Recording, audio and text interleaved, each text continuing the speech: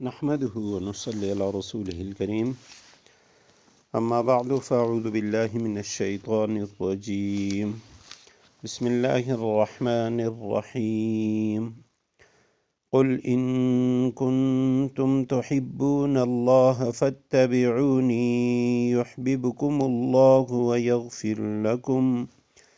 ويغفر لكم ذنوبكم والله غفور رحيم صدق اللہ العظیم اللہم صلی علی محمد النبی الامی وعلی آلہ واصحابہ وبارک وسلم۔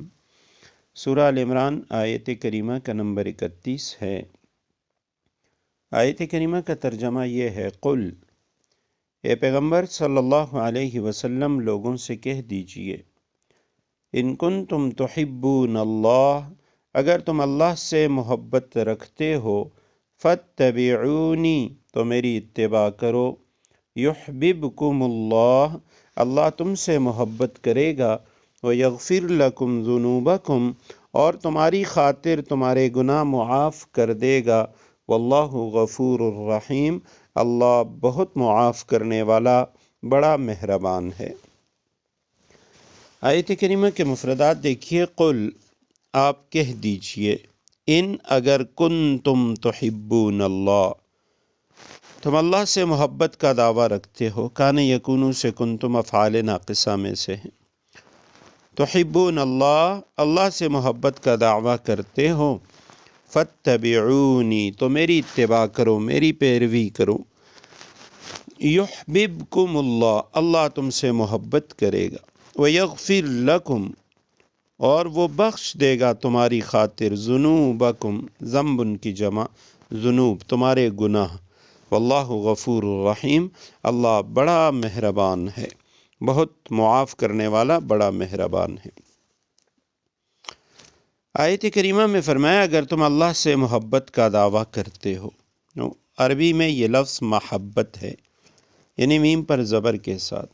اردو میں محبت اور محبت دونوں طرح سے پڑھا گیا، اصل تو وہی ہے کہ میم کے زبر کے ساتھ ہو، لیکن بعض لغات میں جیسے فیروز اللغات میں انہوں نے میم کے پیش کے ساتھ بھی لکھا ہے۔ تو محبت یہ ایک مخفی چیز ہے، کسی کو کسی سے محبت ہے یا نہیں ہے، کم ہے یا زیادہ ہے، اس کا کوئی پیمانہ سوائے اس کے نہیں ہے کہ حالات اور معاملات سے اندازہ کیا جائے، اور محبت کے کچھ آثار ہوتے ہیں، علامات ہوتی ہیں، ان سے پہچانا جاتے ہیں۔ تو جو لوگ اللہ سبحانہ وتعالی سے محبت کے دعوے دار ہیں، انہیں چاہیے کہ وہ اس آیت کریمہ میں اللہ سبحانہ وتعالی سے محبت کا جو دعویٰ ہے، اس کا جو معیار بتایا گیا ہے، تو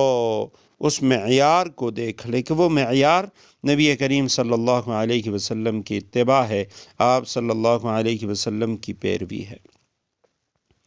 اللہ سے محبت کا دعویٰ ہے تو اللہ کے محبوب صلی اللہ علیہ وسلم کی کامل اتباع، اور وہ صرف ایک چیز میں نہیں کہ بھئی نماز میں، بلکہ زندگی کے ہر شعبے میں، معاملات میں بھی ہو، معاشرت میں بھی ہو، رہن سہن میں بھی ہو، اور اس کے علاوہ جتنے بھی ہمارے معاملات ہیں ان سب میں نبی کریم صلی اللہ علیہ وسلم کی پیروی ہو۔ تو اگر اللہ سے تمہیں محبت کا دعویٰ ہے تو میری پیروی کر لو، اللہ تم سے محبت بھی فرمائیں گے، تمہارے گناہ بھی معاف فرمائیں گے۔ تفسیر مظہری میں ہے، جس نے محمد صلی اللہ علیہ وسلم کا اتباع کیا اس نے در حقیقت اللہ کا اتباع کیا، اور جس نے محمد صلی اللہ علیہ وسلم کی نافرمانی کی اس نے اللہ کی نافرمانی کی۔ تو اس آیت کریمہ میں اس سے پہلی جو آیات تھی ان میں توحید کا وجوب، کفر کی مذمت بیان کی گئی تھی، اور ان آیات کے اندر اعتقاد رسالت اور اتباع رسول کا جو وجوب ہے وہ بیان فرمائے، تاکہ معلوم ہو جائے جس طرح توحید کا انکار کفر ہے، اسی طرح رسالت کا انکار بھی کفر ہے۔ تو رسول کریم صلی اللہ علیہ وسلم کی اتباع یہ اصل میں اللہ کی اتباع ہے۔ رسول کریم صلی اللہ علیہ وسلم پر ایمان اللہ پر ایمان ہے۔ رسول کریم صلی اللہ علیہ وسلم کے تعلیمات کو سیکھنا اور اس کی پیروی کرنا یہ دراصل قرآن کی تعلیمات کو سیکھنا اور اللہ سبحانہ و تعالیٰ کی اطاعت، اللہ کی فرما برداری ہے۔